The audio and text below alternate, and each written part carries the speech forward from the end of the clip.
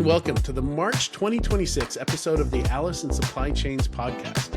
Every month, this podcast covers the latest news concerning third-party security posture management and digital supply chain risk. We pick a few of the industry's most interesting stories and discuss them. This podcast accompanies the very popular Alice in Supply Chains newsletter, which covers a lot more ground.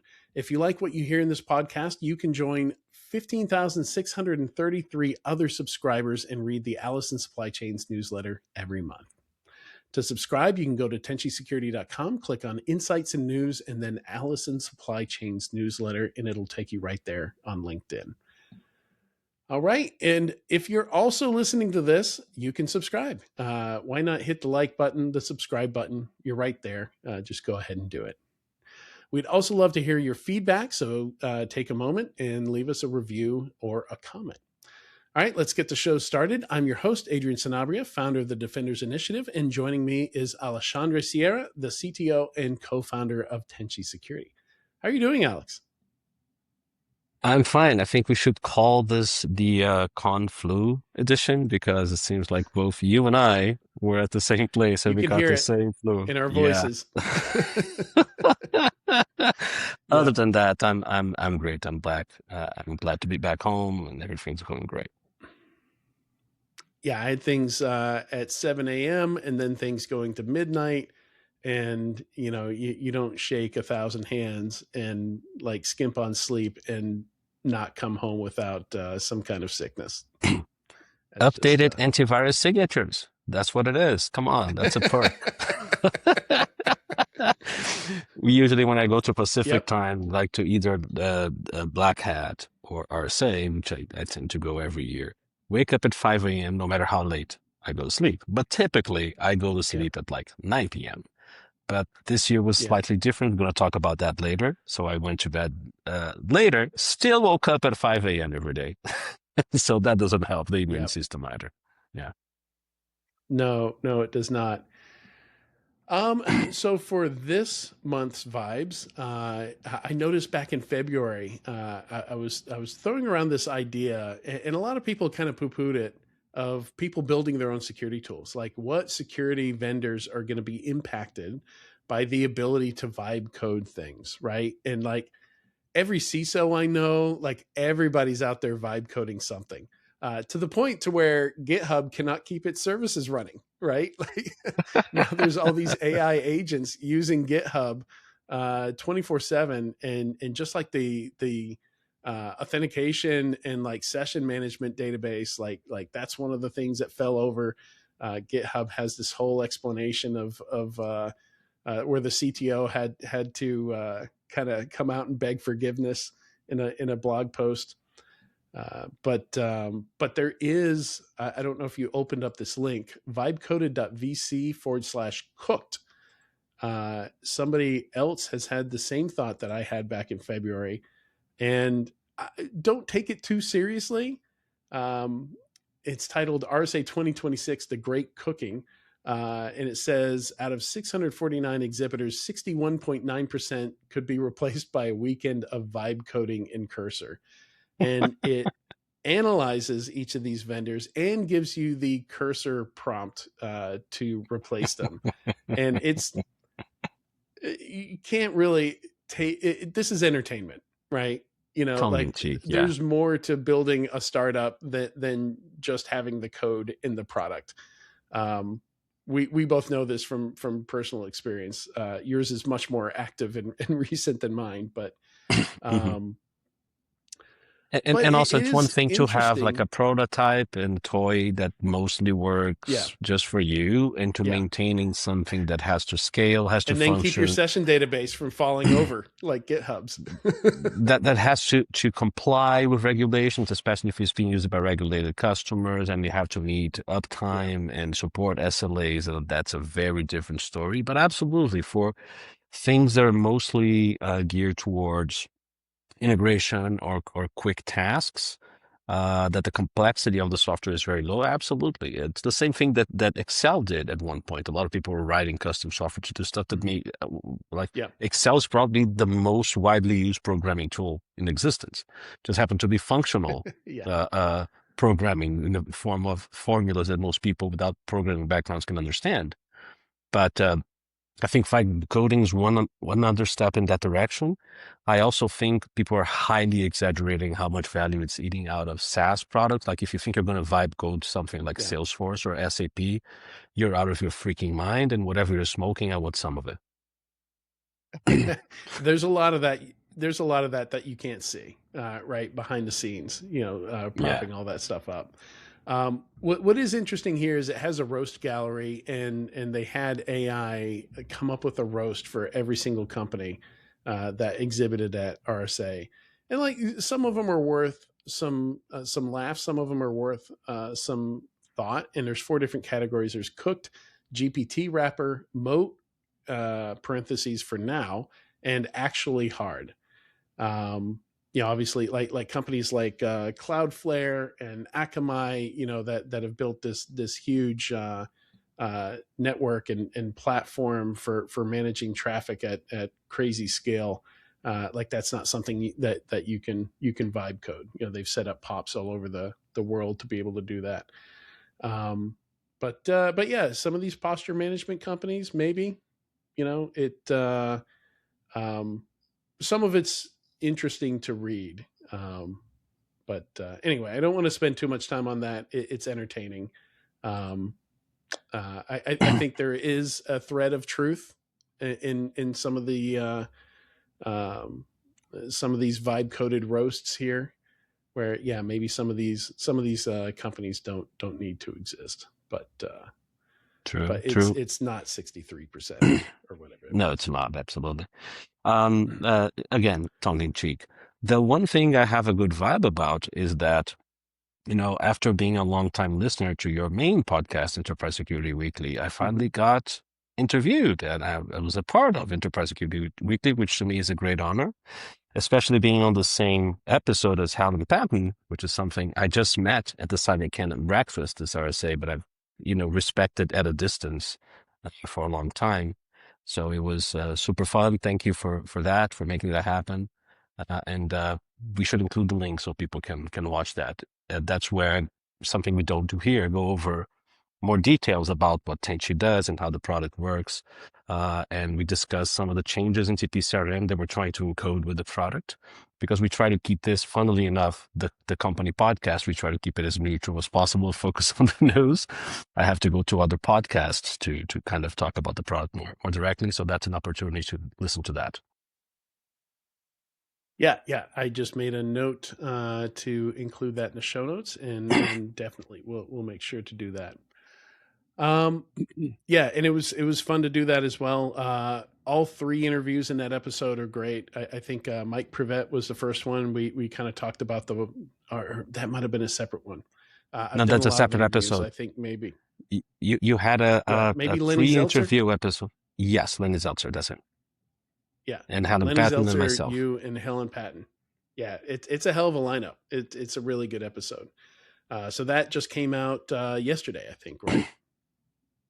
It was either yes. So we're recording this on April 1st. No jokes. This is all real news, folks. Even though this is recorded on April 1st, we are late for the March episode because we're recording April 1st.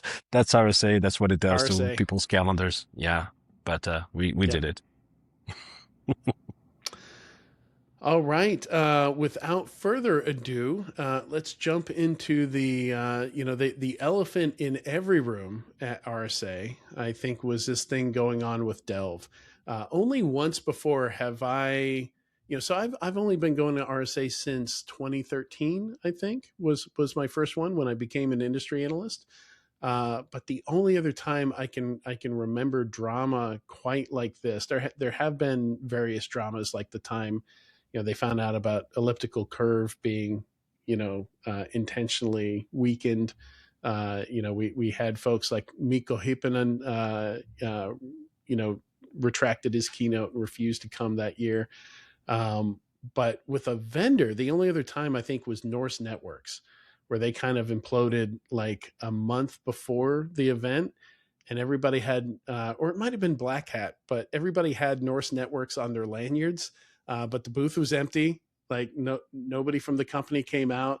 like the CTO was on Twitter saying he didn't know if the company still existed or not. That was pretty wild. But I think this tops it. I think the Delve situation tops it, because this is just straight up accusations of fraud. It is. So the to be clear here and to very strongly avoid getting sued, we have not. So we just are seeing publicly available information that someone went to great lengths to research. I mean, the first post itself is, I don't know how many tens of pages, and people really did a deep dive study. They claim to be former customers of Delve, describing their experience using the product and all the problems with it. And this is all triggered by an accidental disclosure of a huge number of reports issued by Delve, of both SOC 2 reports and ISO Over 500 27001 SOC 2 reports that were disclosed accidentally by Delve. So they came to public knowledge, and that kind of triggered this person or persons. We have no idea who they are, and if all that information contained on that article is true or not.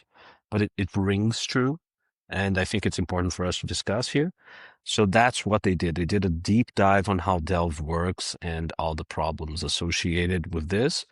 And one of the things we're going to get to is I don't think that's an isolated problem, even though I was surprised. I was very surprised with what I saw. I don't know if you want to make any comments here, because I have a ton of notes about this.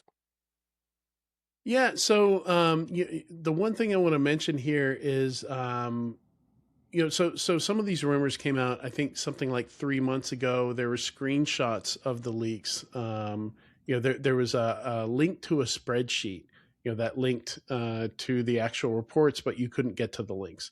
So now what was leaked is about 2 gigabytes of the actual files themselves. So, everyone can potentially get to those leaks and look at those files and validate this stuff. But on top of that, there's been a whole lot more evidence. So a lot of what we're going to talk about today, there have been occasions where you hear opinions, you hear rumors and things like that.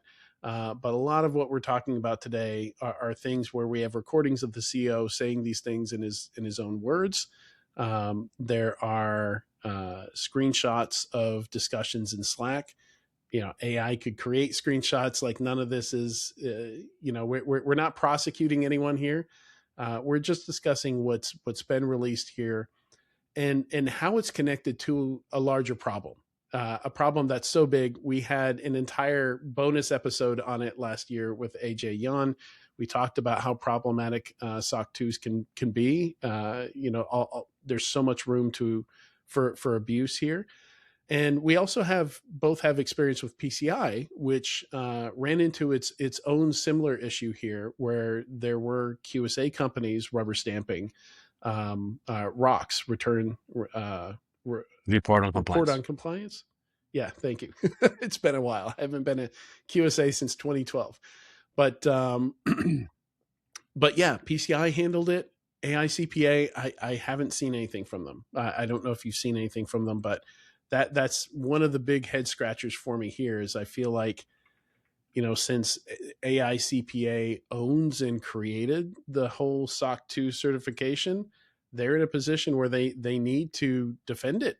And I don't see them doing that. And I'm kind of confused by that. So anyway, let's jump into some of the details. Yeah, they said, or we can start there. Yeah, we can talk about some of the things they published. Very terse, very little communication from them. They claim they're doing, so that the report is so detailed. They look at some of the companies that Delve issued reports to, who the auditors companies are that they're working with.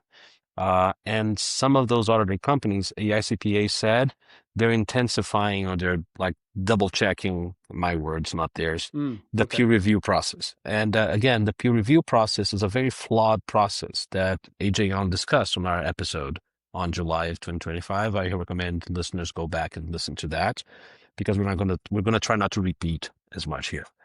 But so when we look at the way that the incentives are built around SOC 2s, we already knew when we talked to AJ Young that there are a lot of incentives for auditors to kind of look the other way and be lenient, and that the third parties that are getting the SOC 2 reports specifically can just shop around for the more lenient auditors. So the financial incentives, again, are pushing auditors that want to do business and grow to be as lenient as possible, as long as they don't get in trouble. And there's very little trouble to be gotten into, because it seems like there's not a lot of oversight over the process. But Delve, if what the article says is true, is just like an extreme example of this. Like, it's basically fraud as a service, because the way they are making you compliant in hours is because you essentially have a next finish of accepting a ton of standard content that has nothing to do with their company, including there's a risk register with a list of 10 standard risks that are pre-populated. They have nothing to do with how your company operates, the kind of data you have, or anything like that. You just accept saying, yeah, okay, yeah, those are my risks. Standard policies that claim you have controls you don't even have. Like, I have an MDM, I have a whatever, and you don't even own those products, but the policy says we have it, we use it, we review it monthly. You can just say, okay, yeah, that's going to be my new security policy, right? They have minutes of board meetings pre-populated, meetings that never existed. You just fill in people's names. Yeah. But you can say, yeah, I have this board meeting to fulfill a specific common criteria requirement, things like that.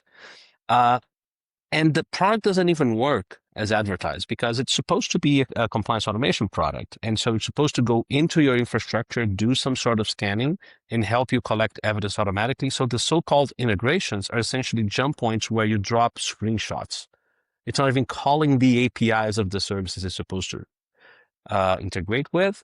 There's no AI functionality to process this data. If you don't accept their default content, you have to write all the content by hand. And the trust center is the thing. Again, we keep talking about on this podcast how trust center is content created by the third party to make them look their best, essentially. And sometimes it's truthful because most people are honest. In this case, the Delve Trust Center always showed everything with green marks. I'm going to read an exact quote from the article.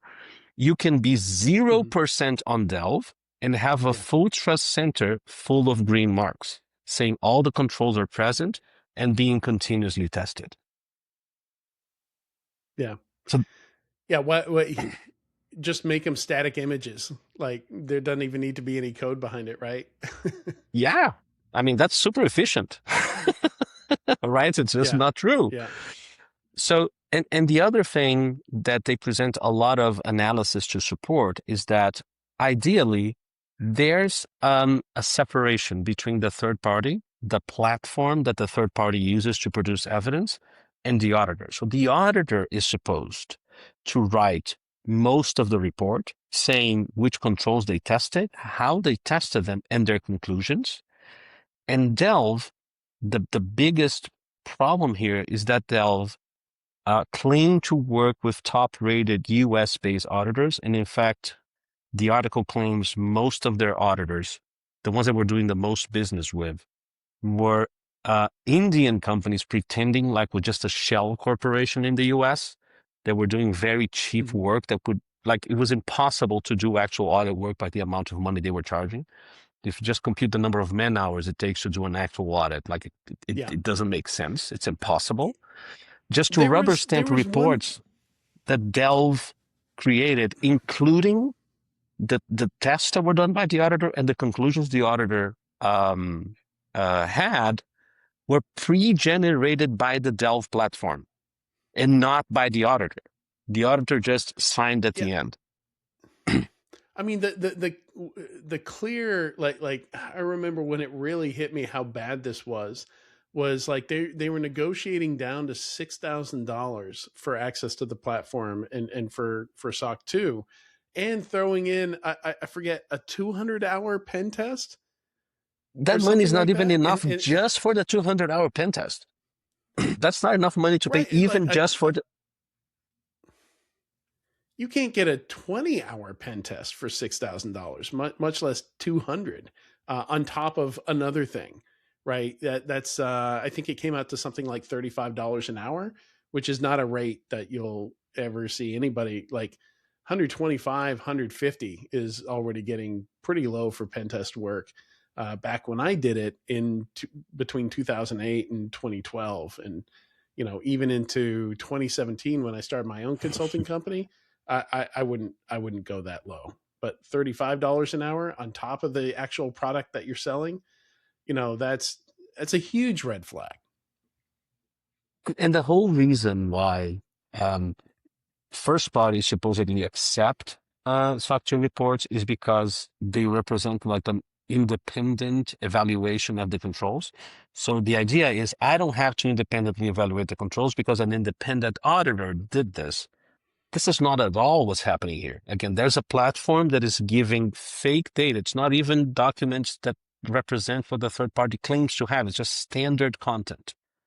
And then the platform generates the whole thing, including the work the auditors are supposed to do, and the auditors just rubber stamp it. So the trust center doesn't represent reality. The contents of the controls being claimed and the policies being used and the evidence generated is all created from scratch, with no connection to reality. And the auditors didn't check anything. And this is like hundreds and hundreds of reports that are essentially the same except for the name and description of the company that was quote unquote audited, right? And they had a couple of auditors companies that they were working with that basically decided to rubber stamp those reports. The fun fact is that if you are a user of Delve, the article claims, you can download like a draft report. When you get the final report, it's exactly the same, just signed by the auditor. Again, did Delve guess what the auditor conclusions were going to be? Anyway, sorry, you wanted to say something. Yeah, it's and it's interesting that one of the recordings we hear, that was allegedly leaked by the whistleblower. The CEO makes the statement, they take all the liability, referring to this external audit firm that they've made the default in their platform. So that's kind of hard to swallow there. And the other thing I wanted to say is if you're a customer of services like this, like my experience with, I've never gone through SOC 2, but one of the communities I'm part of is mostly full of CISOs, and they've all gone through SOC 2. Like it's a much bigger thing now than it was back when I was on the enterprise side. And this is something, it's 12, 18 months. Like they're buying expensive champagne and celebrating when they finally get that SOC 2 done. And then you see somebody else get it in a week by like clicking a few boxes. You should be asking some questions if a vendor says that you can cut a process down from 18 months, 12 months, in thousands of hours of human labor down to 1 week. There's something wrong there. And the reason why the people you're talking to are doing that is because they probably want to do the right thing, right? They're not cutting corners. They're trying to have something that is defensible. They're hiring a reputable auditor, and they really want to make sure they have their ducks in a row in the case that a larger customer actually audits them again and confirms what's in the SOC 2, right? But that's optional. The whole point of the SOC 2 is that it's supposed to work regardless of the honesty of the third party. It's actually supposed to help catch the third parties that are trying to misrepresent how secure they are. Again, that's the whole point of having an accredited independent auditor validate their controls. And what we're seeing here is it doesn't work. It's like saying I have an IDS. Its purpose is catching malicious traffic on the network, and then it doesn't. Right? So if it only works when the people are already honest, what's the point of having an independent audit? Right? That's the whole thing. So it's something that really, I mean, it makes for harrowing reading. It's so blatant. Yeah. Right? Like you see the 259 SOC 2 Type 2 reports in the leak. They don't not only have identical test procedures and conclusions across every report, but they have the same 4 specific controls that could not be tested. Plus, I think the bigger discussion here is how much do you fault the third parties that just saw this and decided to go along with it anyways, right? Because one other thing I this mean, report says, yeah, go ahead. and that's why I shared that, like, you kind of are complicit when you see an 18-month process shrunk down to less than a week, right? Or 2 weeks. You know, anybody's ever done any due diligence, like, we're in cybersecurity, right? Like, I would assume most of the people, like, maybe some of these are early stage startups, maybe they have no experience with the SOC 2. They just know they need it to be able to sell stuff. So it's the CEO is also chief vibe coder. It's a one person startup, whatever. Maybe there's some cases where they thought, oh, like, this is the SOC 2 process, right? But some of these customers know better, right? So I don't think they get off. I mean, certainly anybody reading about this is going and checking their third party, their socks, to see if they're doing business with any customers who have done this. Something that also kind of highlighted this is, in the same week that all these accusations and this evidence is being dropped, Light LLM gets hacked, and they're proudly displaying Delve ISO 27K and SOC 2 certifications on their website. So, like, kind of highlighted that, yes, this is a problem. This is essentially meaningless. And I Just would like go, like, who's it, McAfee, who had the hacker safe thing that you would put on your website, right? yeah, Like a badge that you put on your website, that would, yeah. it scanned for something, like, to check that there was an SSL I forget what it was scanning for, but it was always green. It never went to any other state than, yeah, security's perfect. Jesus. So I would say I'm leaning very heavily towards the like if you use their default content, I will have a very hard time giving you any grace, right? Because if you don't have an MDM and you say no, the evidence I'm gonna allow Delve to say is belongs to me includes like policies saying how you have an MDM and you use an MDM. Like, if you have an MDM or not, right? If you have Mhm. antivirus software or not. If you have, you know what I'm saying, an EDR or not, or an MSSP or not. So if they're making up entire controls that you don't even have, and you're going along with it and just clicking next, next, finish without reading, I'm sorry, we're all adults here. Like, you're taking on the responsibility and the risk for admitting you lied. Right. And it might be like, hey, I'm embellishing my resume, but this is serious depending who you're selling to. If you're just, selling to smaller companies, companies that are not regulated, fine. But some of those companies were handling data from financial services institutions. This is serious stuff. There was a company mentioned in this article, and I'm not going to mention them. They're listed in the NASDAQ. They're under the Yeah. purview of the SEC. And they had a SOC 2 from Delve, which they say was not exactly like 100% the standard thing, but the controls and the testing was almost the same. And there was a mistake shared among all of those reports, which is super curious, because when you have a SOC 2, you can say which domains were tested. So you can have like security, availability, privacy, etc. And they all Mhm. said they tested all the domains, but then when you looked at the actual controls that were tested, it was only the security tests. For example, they never had any privacy specific tests on the SOC 2s. That by itself is like a misrepresentation of your governance.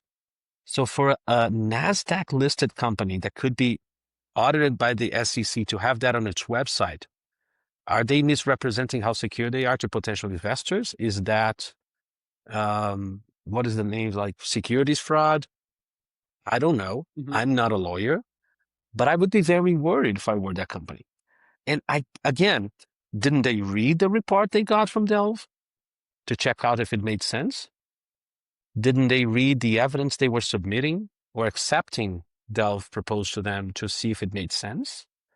those things, like if you're selling to government, just presenting to U.S. government, just presenting false information like that is enough to get you sued under the False Claims Act.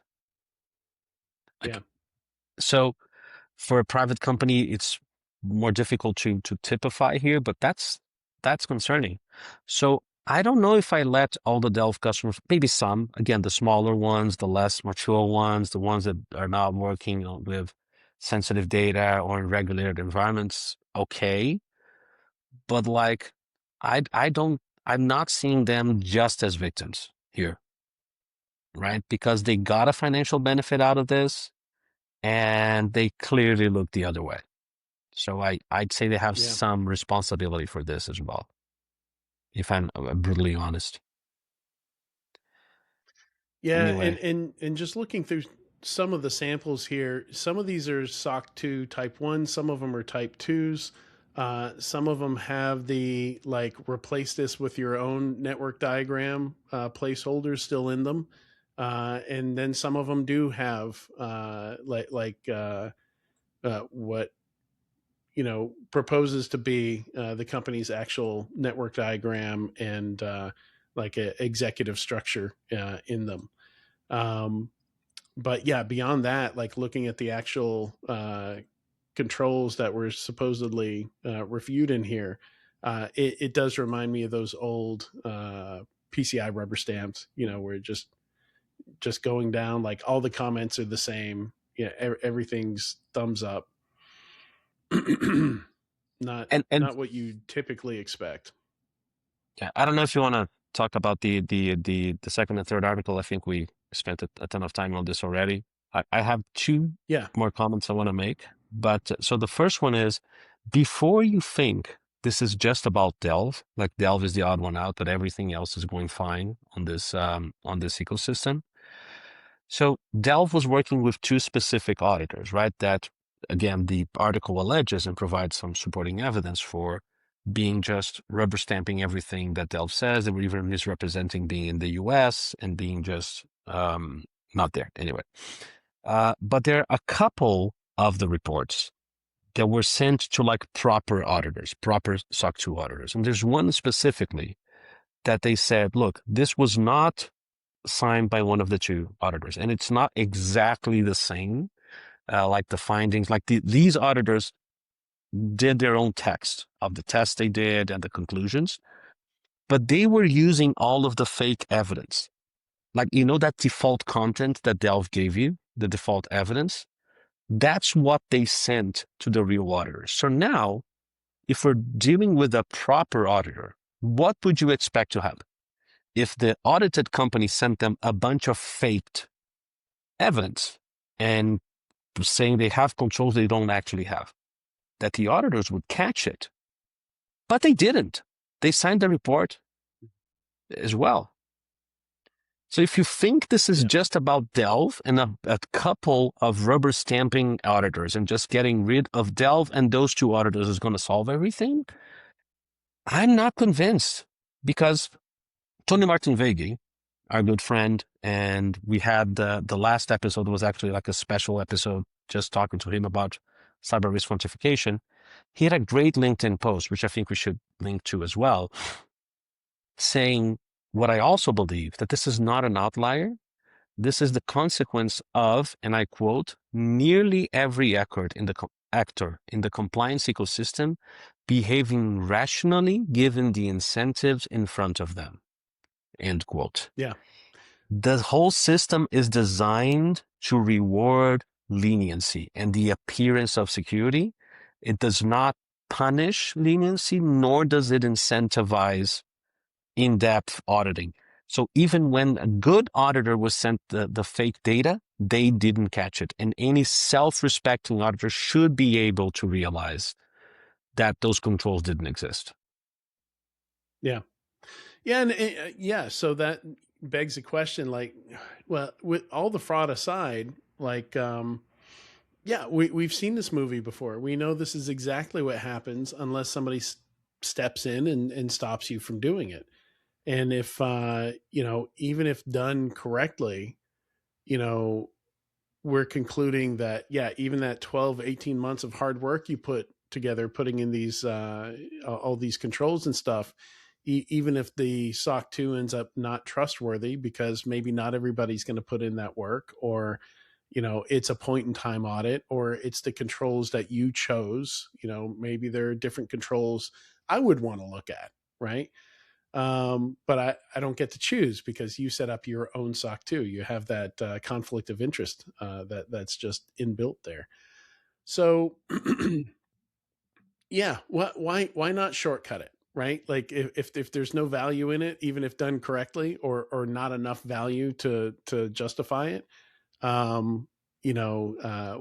not go to the the logical conclusion here and just speed run what's going to happen here without somebody requiring a certain quality, which is what the PCI Council did.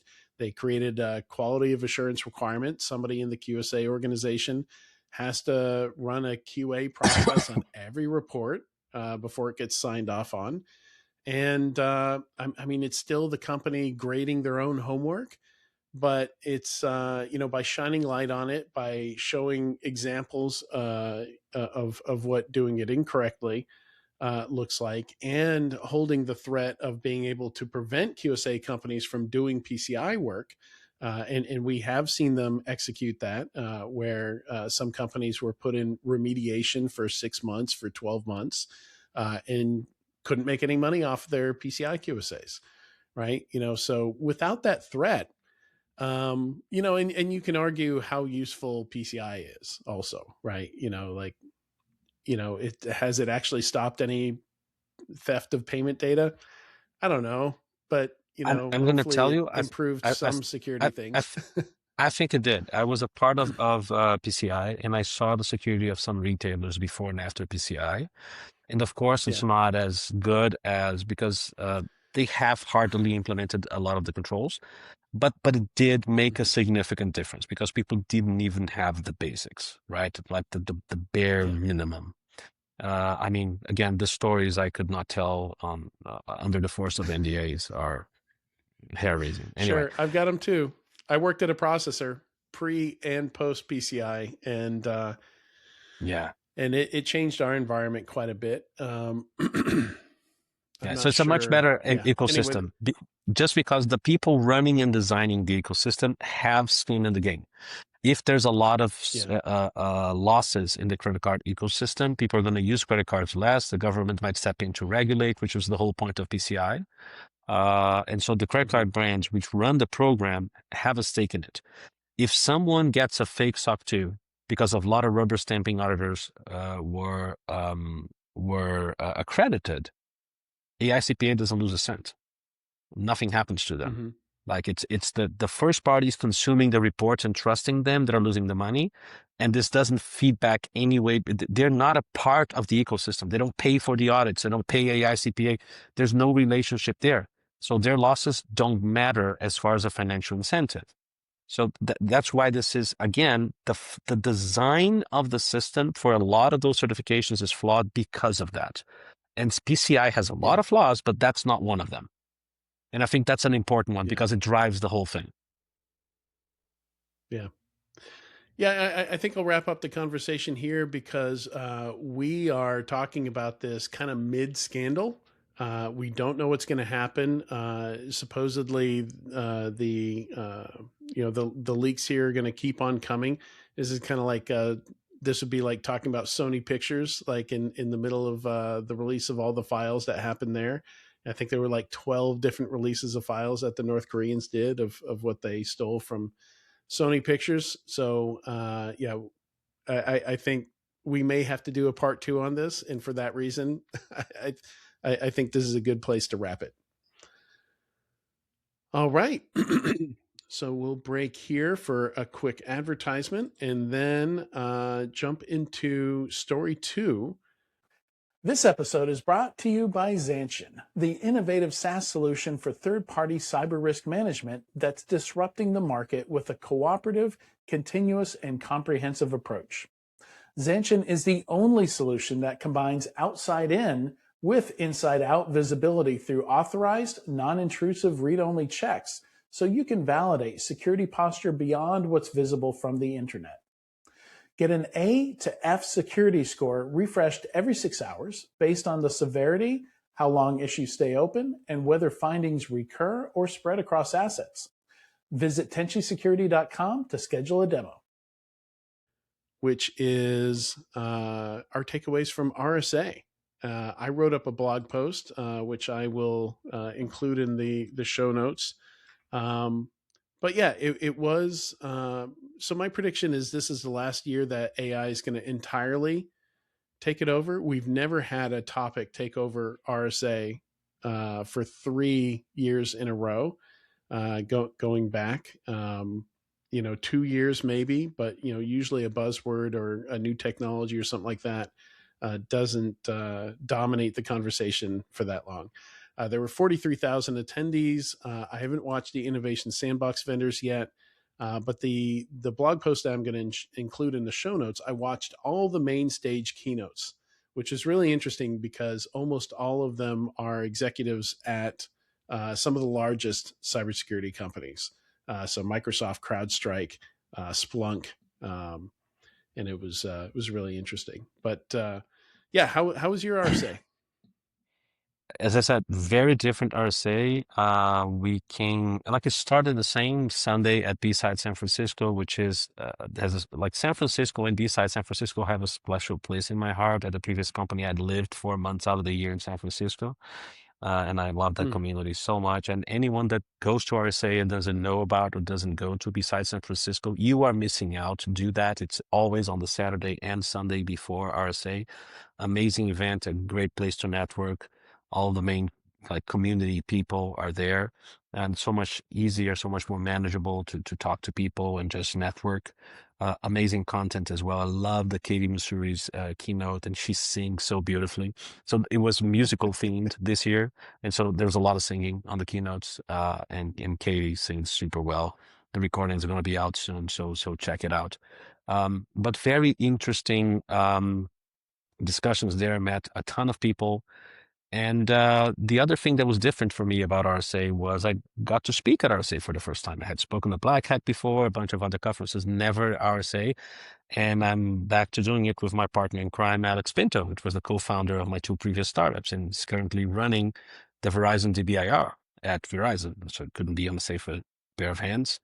And I'm a bit sad, though, because we spoke about a topic that is close to my heart. A lot of what we do here at Tenchi is help people detect misconfigurations on infrastructure they use or security products. That includes a lot of cloud services, so IaaS, PaaS, and SaaS.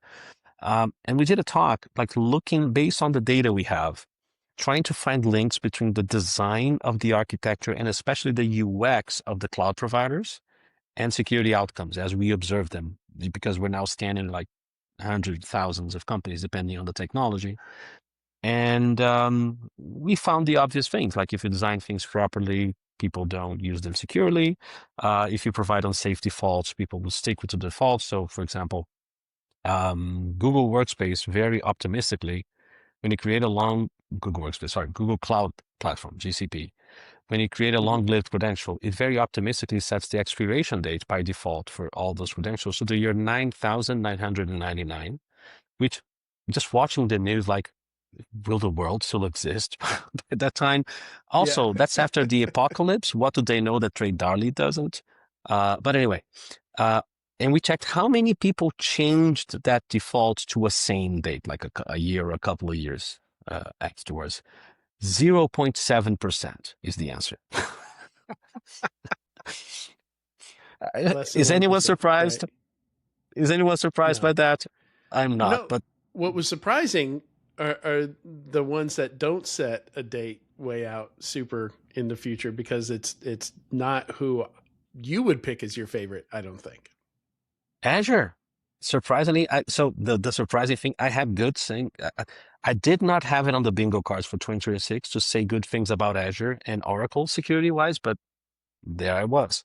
So if you have an RSA ticket, look up the session. Just look for either my name, Sieira, or Pinto, and you're going to see the session there. You can watch the recording. I loved your talk with Adam Shostak as well. But anyway, I didn't say why I'm sad about it because I presented the talk. And then today I was reading, I got a notification from Google Workspace saying they're changing a default on Google Meet to make it less secure. Now, Mhm. everyone that's on the meeting can download the recordings or share the recordings as they please, whereas the default was only the organizer. And the The organizer can host got set to on a decide. the per meeting basis whether people could do that or not. And now they're changing the default to say any participant. And so that's the opposite of what we were trying to convince people to do. So that just made me slightly sad. But on a better note, you and Adam had a wonderful talk. Do you want to maybe summarize what your thing was? Because I think this needs to be heard like far and wide.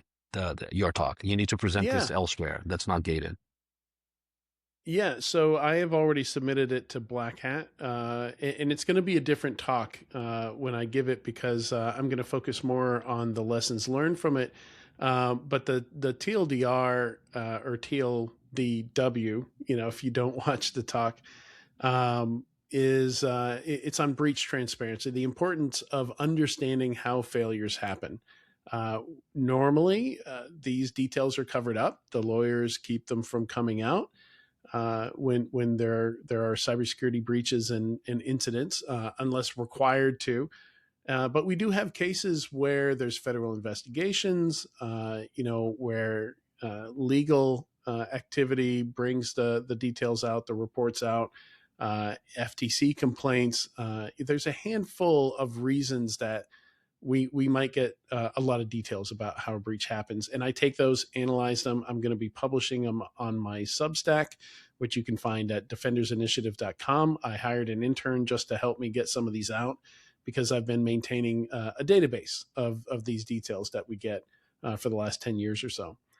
And then the other side of it was just convincing people that it's actually in your best interest to share the details of your breach.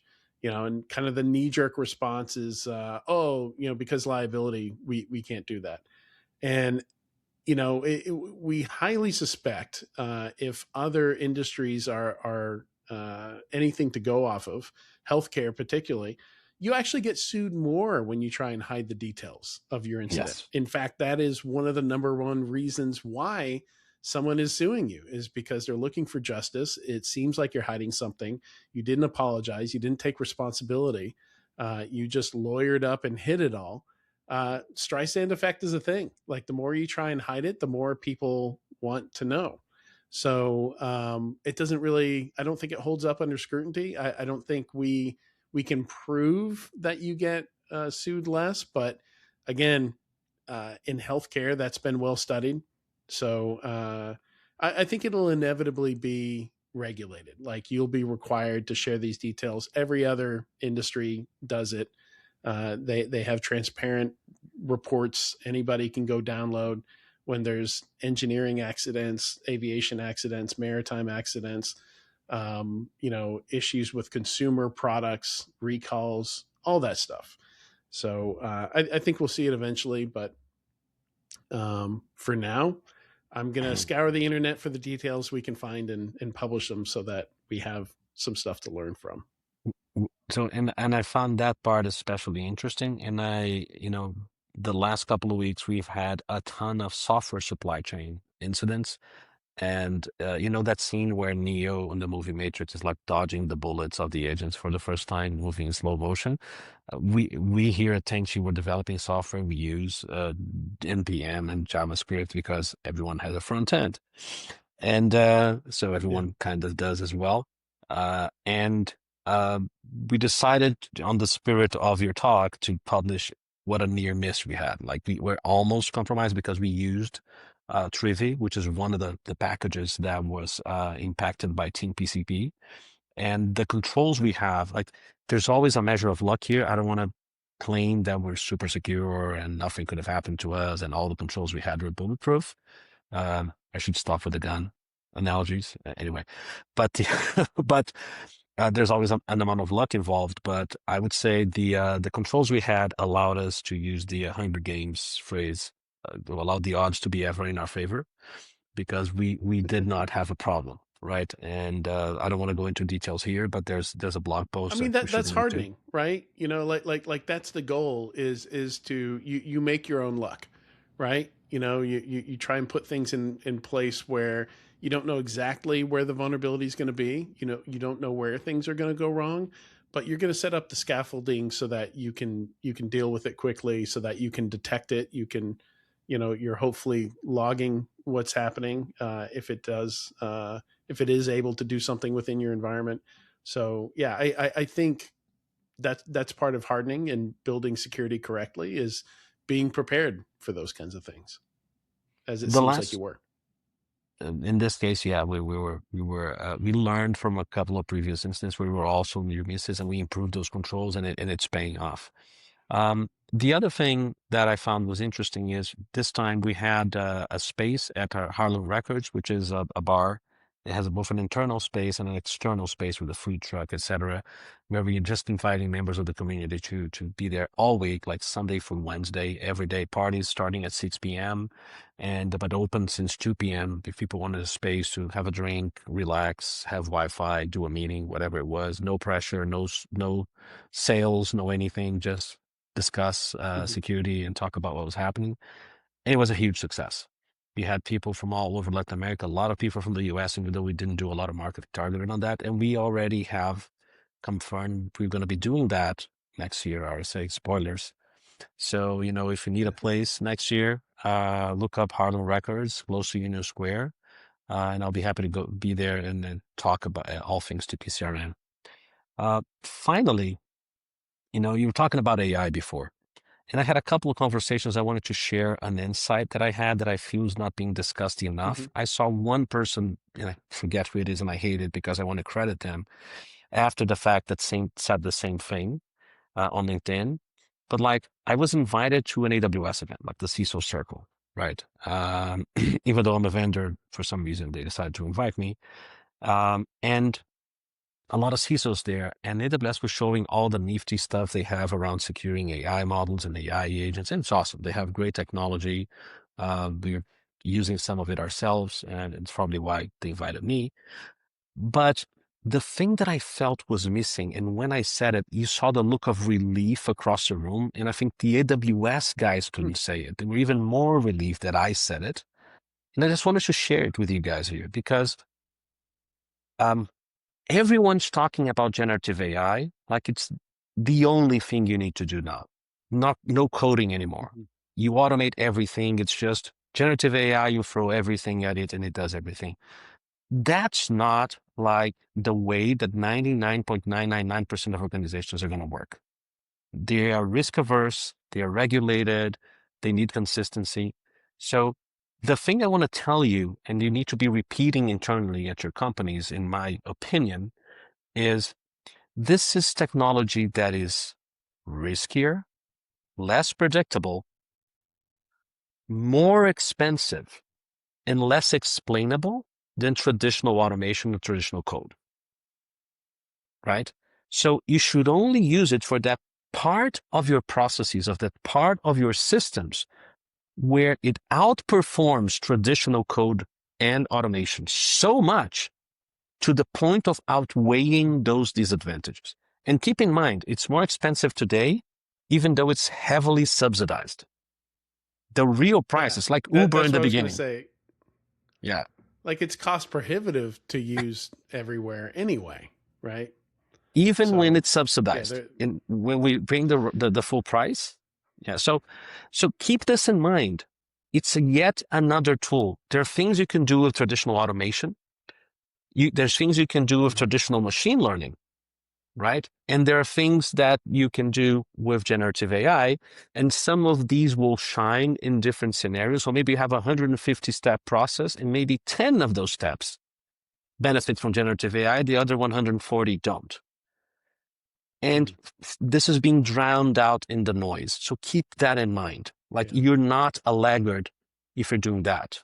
You need to make sure it's outperforming in some metric. It's more effective. It's more efficient, taking the costs, the risk, the predictability, and the explainability into account, that it's actually outperforming the other options. Yeah. Anyway, Yeah. And nobody's asking our opinions, unfortunately. I think that's one of the problems is like, yeah, it's just happening as we just, look on in shock from the sidelines. And that was very much so I'll let people go read my blog post if they want to, but that was the impression I got from the keynotes is, hey, we got to secure these AI agents. They're already here. We've run out of time. Like, we need to do it now, like as soon as possible. And we're not really sure how to do it. So it'll be interesting to see how all that plays out. But that's all the time we've got today for this episode. Alexandre, thank you so much for joining me today. I'm glad I'm home. I'm glad we're both recovering from our con crud, and I'm looking forward to the next one we do. We might, if we can land somebody, we might do another special episode here, focusing more on those supply chain vulnerabilities that you were talking about. So I'll be in touch about that. And yeah, if you liked what you heard and you're on a platform where you can like, subscribe, or leave a comment, please do so. We'd love to get your feedback. Stay safe and stay vigilant, and we'll see you again next month. bye everyone.